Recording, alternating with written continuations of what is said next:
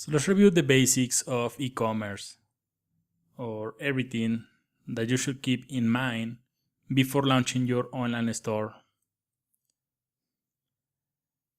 If you want to sell physical products such as books or electronics or clothing or shoes, furniture, computers, you have to be aware of the shipping cost.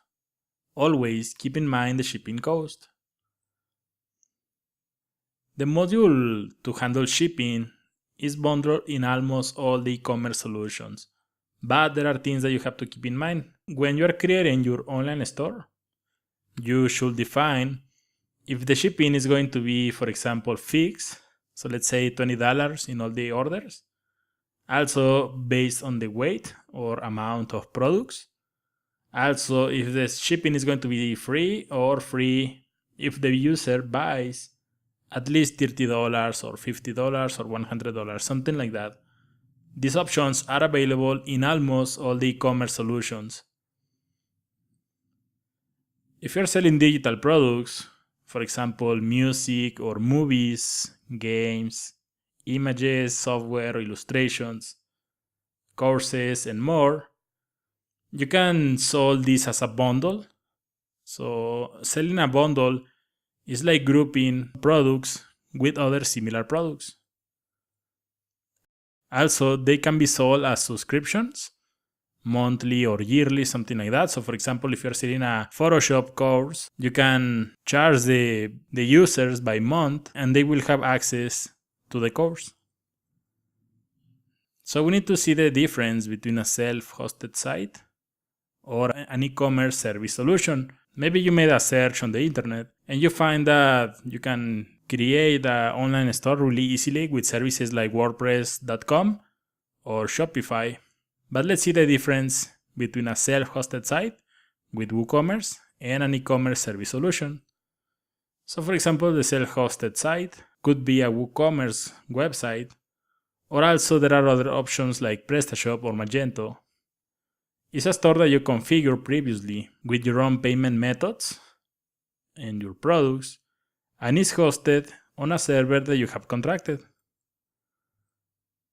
On the other hand, e-commerce solutions are services that you contract, usually paid monthly or yearly, and once you pay, you can start adding products and selling them. Some examples are Shopify or Wix, also WordPress.com. So the pros of a self-hosted site is that you have access to the source code and you can make changes in the design to achieve exactly what you want. You can access the customer data, and also you can modify the purchase procedure and how everything should work in your store. The cons of a self-hosted site: normally it will require technical knowledge, which you will learn in this course, at least for WooCommerce.